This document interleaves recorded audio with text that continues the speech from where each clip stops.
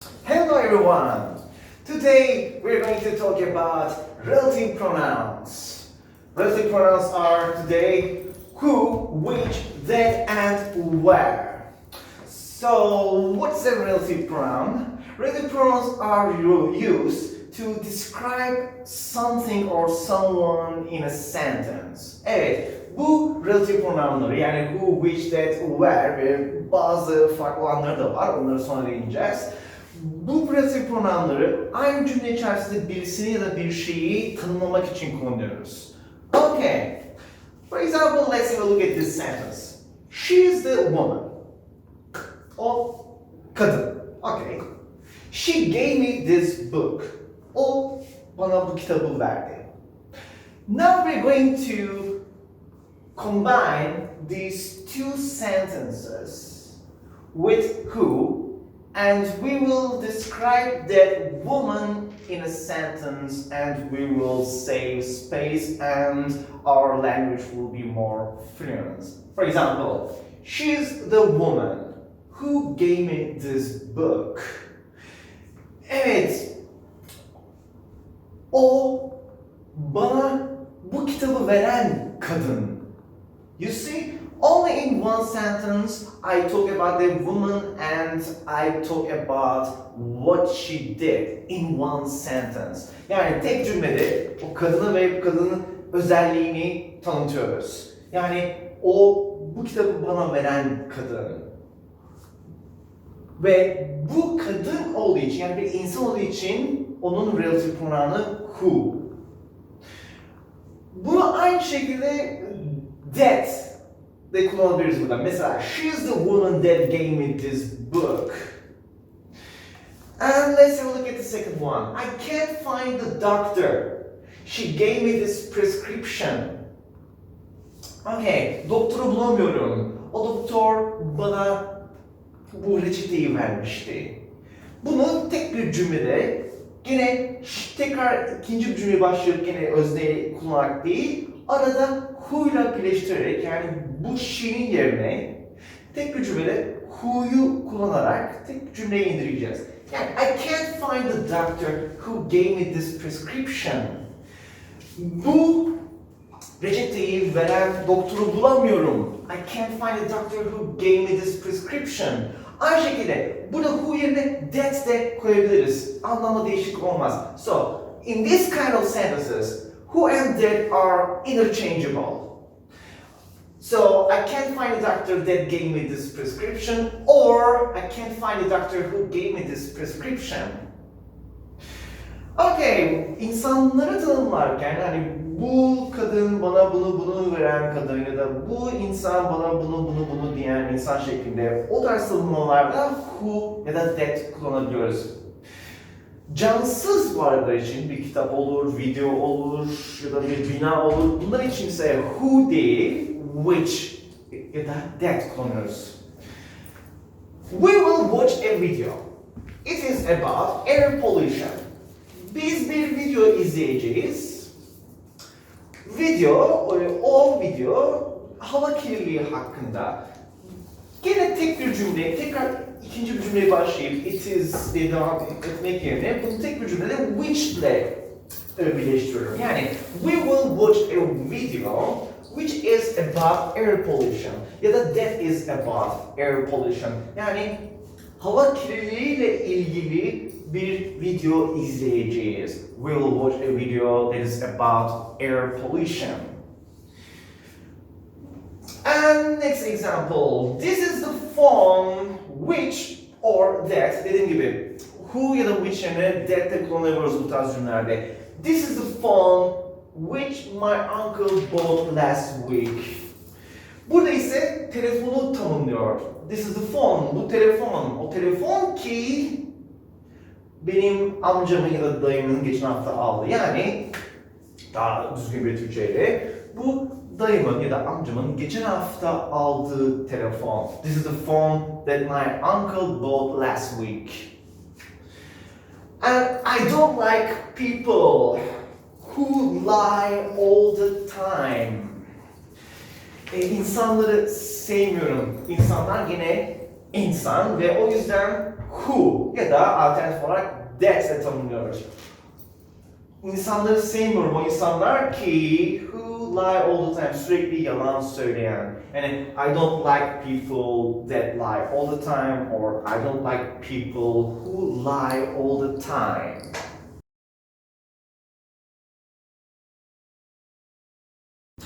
Now let's have a look at relative pronoun where.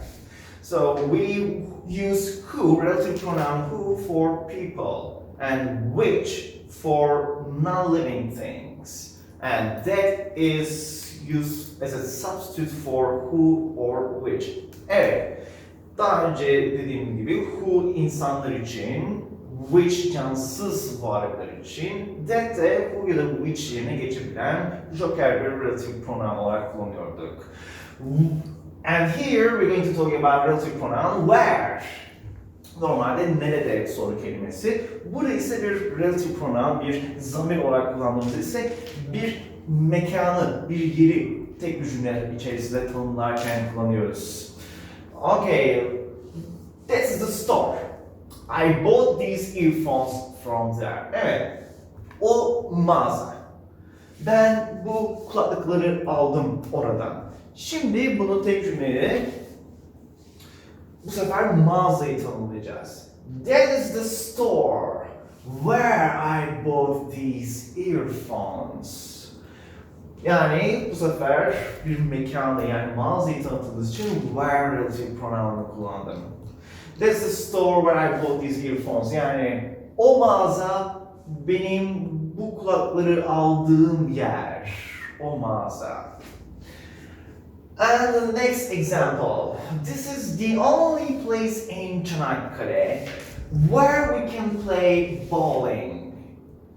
Evet, burası tek yer, tek mekan, Çanakkale'deki tek mekan. Bu mekanda ne yapabiliyormuşuz? Bowling oynayabiliyormuşuz. Yani tek cümlede burası Çanakkale'de bowling oynayabileceğimiz tek yer. This is the only place in Çanakkale where we can play bowling. And the next example. Do you remember the website where we ordered these speakers? Bu sefer bir soruyla başlıyor. Hatırlıyor musun web sitesini? O web sitesi ki orada bu hoparlörleri almıştık. Yani bu hoparlörleri aldığımız web sitesini hatırlıyor musun? Bu hoparlörleri sipariş ettiğimiz web sitesini hatırlıyor musun? Yani do you remember the website? Web sitesini hatırlıyor musun? Sonra website'da ne olmuş? Biz bir şey yapmışız. Yani hoparlör sipariş etmişiz. O yüzden bir yer olarak tanımlıyoruz bunu. O yüzden yine where kullanıyoruz. The website where we ordered these speakers. And next example, is there a restaurant in this town where we can eat sushi? Burada is there, var mı yapısıyla bir soruyor. Bir restoran var mı bu şehirde? O restoran özelliği ne? O restoran ki biz içinde sushi yiyebilelim. Yani bu şehirde sushi yiyebileceğimiz bir restoran var mı? Is there a restaurant in this town where we can eat sushi? And the last example with where. I'm looking for a place where I can get my iPad fixed. So I am looking for a place. Bir yer arıyorum. I am looking for a place. O yer ki orada iPad'imi tamir ettirebileyim. Yani iPad'imi tamir ettirebileceğim bir yer arıyorum. I am looking for a place where I can get my iPad fixed.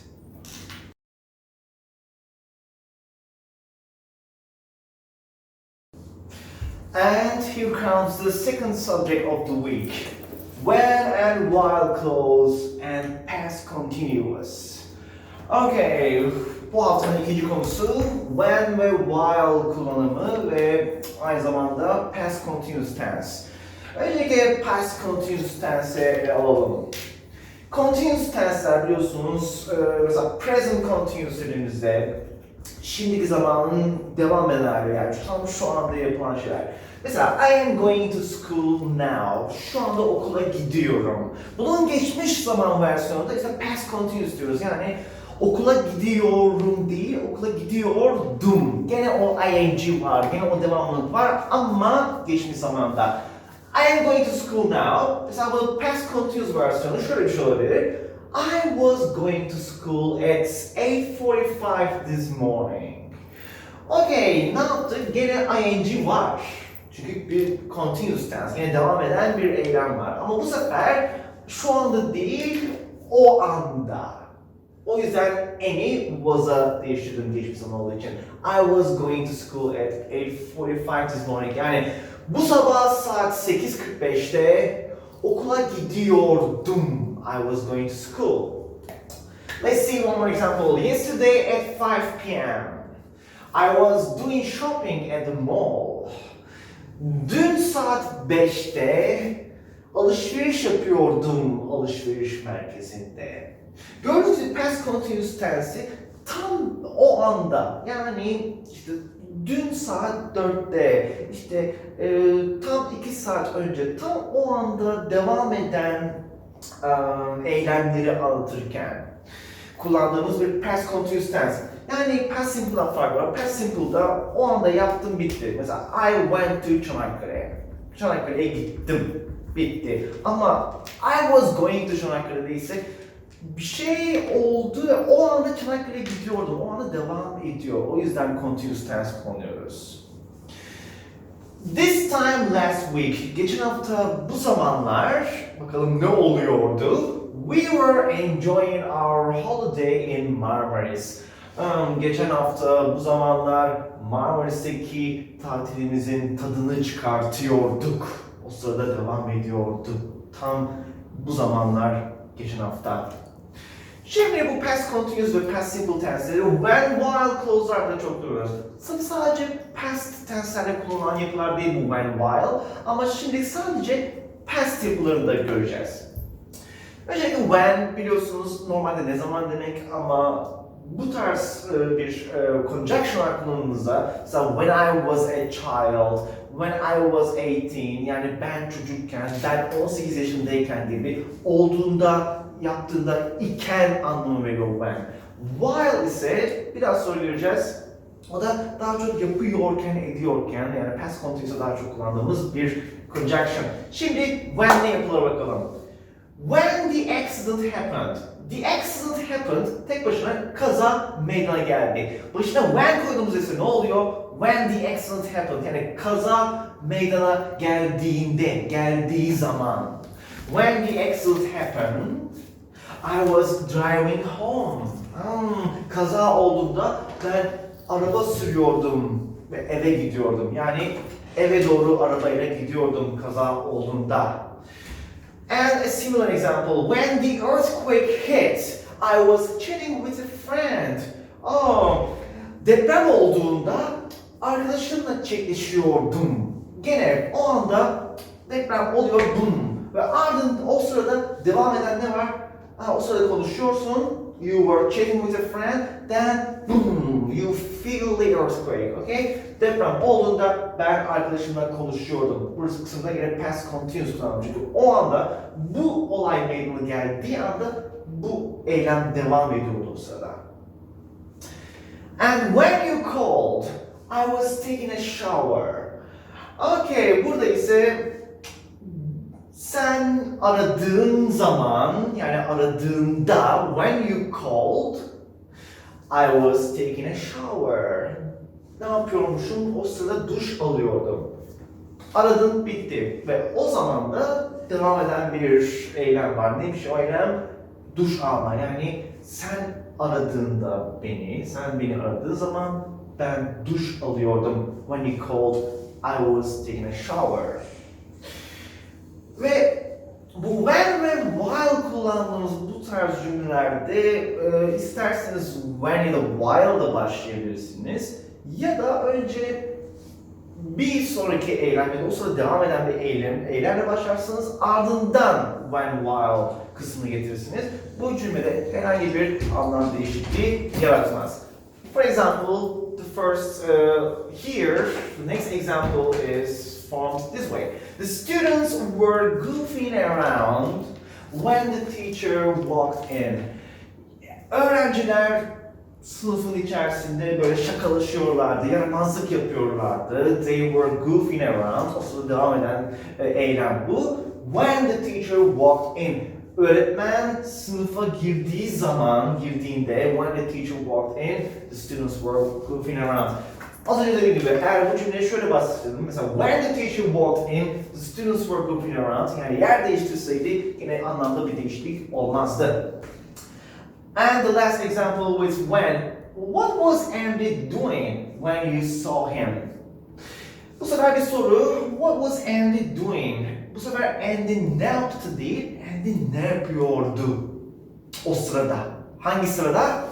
When you saw him. Biliyorsun see, ikinci hali saw. Yani sen onu gördüğünde Andy ne yapıyordu? Ya da sen Andy'yi gördüğün zaman o ne yapıyordu? Okay, so we are going to see the use of while now. So we use when usually for the finished actions and we usually use it with past simple. Evet, when'i daha çok yaptığında, ettiğinde, şu olduğu zaman şeklindeki cümleler kullanılır. While da buna çok benzer ama tek farkı while daha çok ben şunu yaparken gibi o anda daha çok böyle continuous action'larla yani o anda devam eden eylemlerle daha çok kullandığımız bir conjunction while. Mesela while I was doing my homework, I heard a strange noise from the kitchen. Okay, burada ise ben ödevimi yaparken o sırada devam ediyordu ve o olurken while I was doing my homework, I heard a strange noise from the kitchen. Garip bir ses duydum mutfaktan. Ve o sırada ben ödevimi yapıyordum ve ödevimi yaparken while I was doing my homework, I heard a strange noise coming from the kitchen. And the next one is a question. Were you scared while you were doing paragliding? Evet, nasıl var? Korktun mu? Ne yaparken? Yamaç paraşütü yani paragliding yaparken korktun mu? Were you scared while you were doing paragliding? And bu sefer cümleyi while'la değil, evet az önce biliyorsunuz yer değiştirebiliyorduk. İsterseniz when ya da while'lı kısmından başlıyorsunuz da önce diğer kısmından başlıyorsunuz. Ondan sonra when while'la birleştiriyorsunuz ve anlamda bir değişiklik olmuyordu. Mesela burada I just watched my friends while they were playing soccer. Ben ne yaptım? Sadece izledim arkadaşlarımı. Onlar futbol oynarken. Burada dediğim gibi isterseniz bu kısımla başlayabilirsiniz. While they were playing soccer, I just watched my friends. Onlar futbol oynarken ben sadece izledim. And while I was doing shopping, I ran into an old friend. Evet, alışveriş yaparken, o eylem devam ederken, I ran into an old friend. Run into someone, yani birisine run into şeklinde gördüğümüzde bu birisiyle karşılaşmak tesadüfen, bir tanıdığınızla yolda ya da bir mağazada, alışveriş merkezinde karşılaştığımızda run into phrasal verb'ini kullanıyoruz. Burada evet alışveriş yaparken eski bir arkadaşımla karşılaştım. And some mixed examples. Şimdi karışık örneklerle toparlayalım.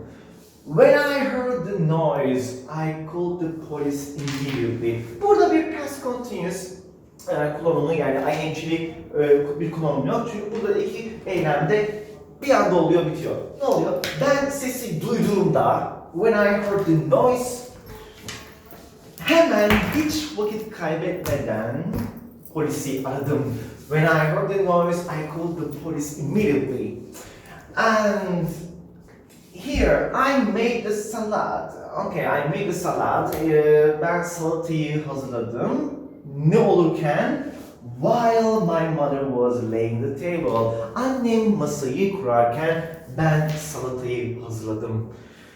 When the meal was ready, the kids were still playing outside. Ne olduğunda? Evet, yemek hazır olduğunda çocuklar hala dışarıda oynuyorlardı. Yemek hazırlandı, bitti. When it was ready, the kids were still playing outside. Çocuklar hala oynuyorlardı. And the last example, I just sat in the corner while all my friends were dancing. Burada ise, evet, ben sadece köşede oturdum. Ne olurken, bütün arkadaşlarım dans ederken ben sadece köşede oturdum. Okay, this is how we use when and while as conjunctions in past tenses. Now let me give you some homework from your course book and workbook. Let's have a look at our course book first, Junior 2 and Unit 7, Art of Science. Evet, sayfa gördüğünüz gibi 7. ünite. Burada alıştırmalarımız sayfa 84'ten başlıyor. Küçük bir bilimle ilgili küçük bir quizle başlıyor. Ardından bu isim fiillerden isim yapma ile ilgili bir küçük bir çalışma var sayfa 85'te.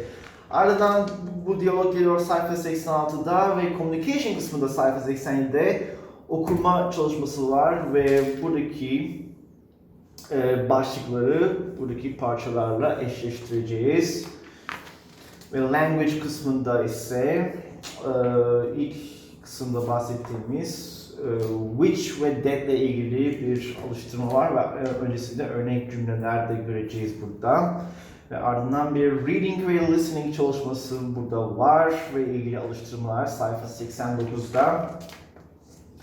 Burada ise past continuous ile ilgili bir alıştırma göreceksiniz sayfa 90'da ve ardından buradaki resimlere göre past continuous kullanarak cümleler kuracağız.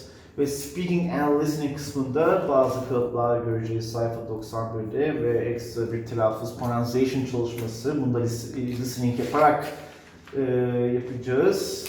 Ve writing kısmında past tense geçmiş zaman kullanarak ünlü birisinin hayatından yani biyografisinden kısa bir şekilde bahsedeceğiz ve son olarak the real world kısmında ise bir true and false buradaki okuma parçasındaki bilgiye göre buradaki bilgilerin doğru ya da yanlış olduğuna karar vereceğiz.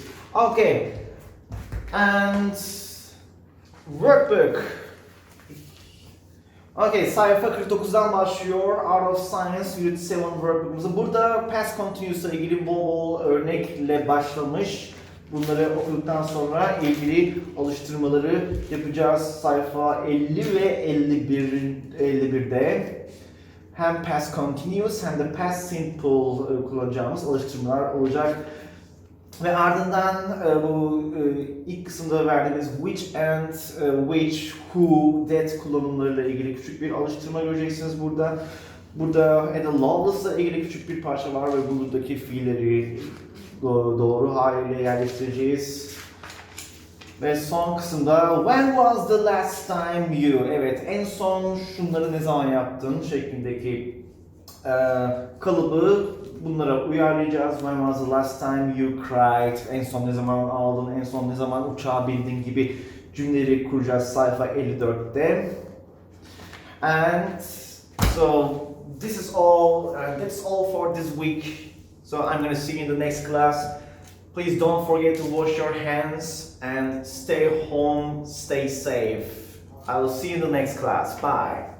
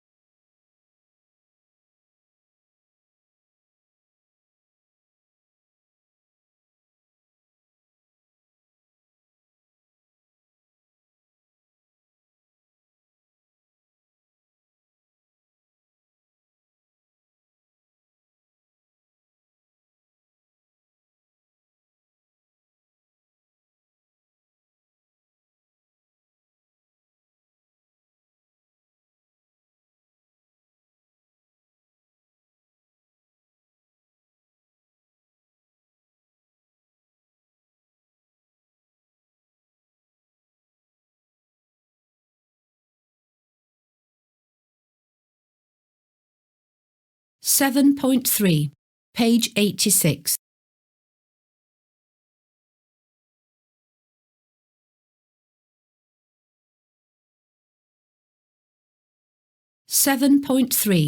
Page 86.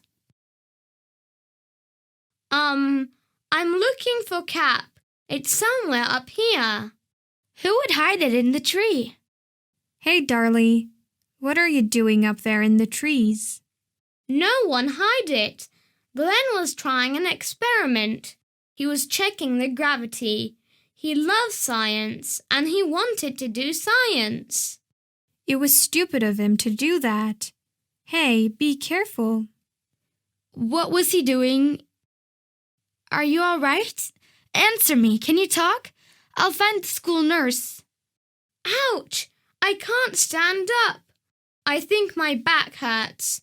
I can't even move my finger. What were you doing, Daryl? Well, I was observing something. On the tree? You must test your theories in the laboratory. I feel much better now. I just need some rest.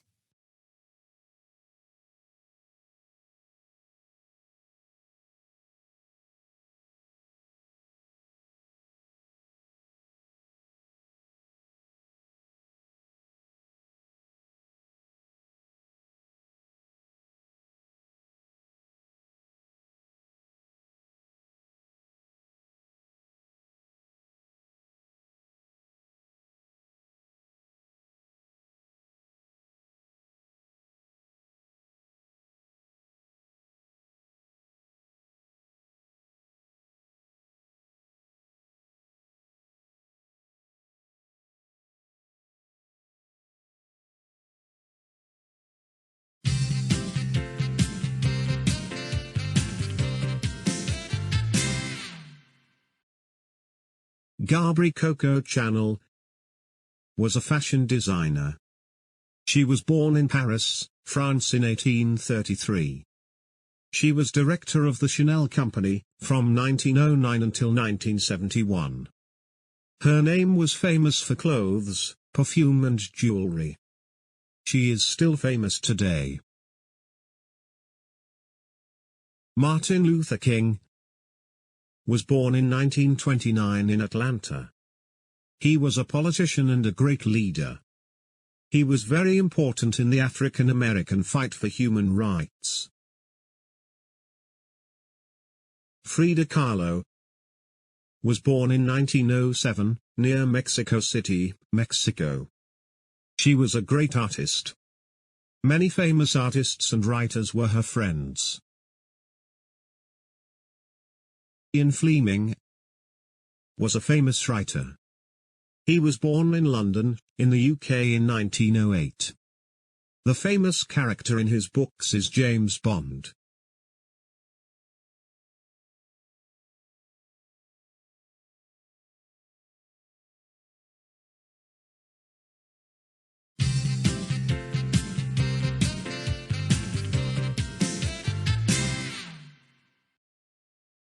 Gabri Coco Chanel was a fashion designer. She was born in Paris, France in 1833. She was director of the Chanel Company, from 1909 until 1971. Her name was famous for clothes, perfume and jewelry. She is still famous today. Martin Luther King was born in 1929 in Atlanta. He was a politician and a great leader. He was very important in the African American fight for human rights. Frida Kahlo was born in 1907, near Mexico City, Mexico. She was a great artist. Many famous artists and writers were her friends. Ian Fleming was a famous writer. He was born in London, in the UK in 1908. The famous character in his books is James Bond.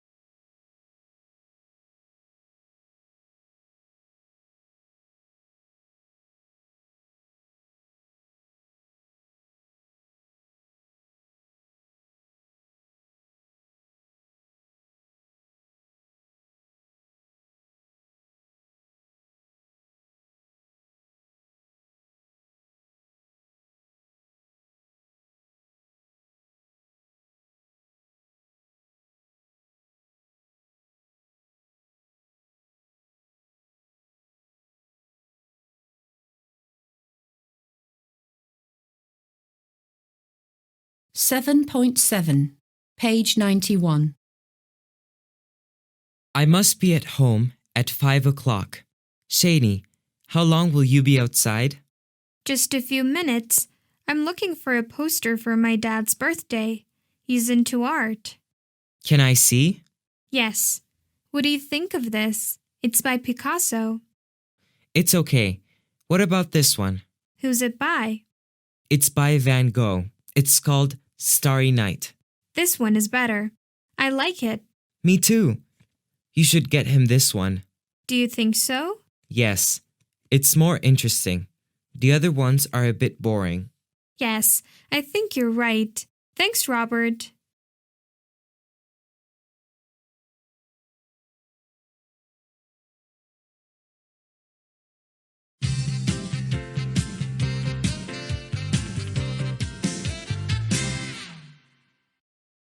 One. He's into art. 2. Who's it by? 3. This one's better. I like it. 4. The other ones are a bit boring.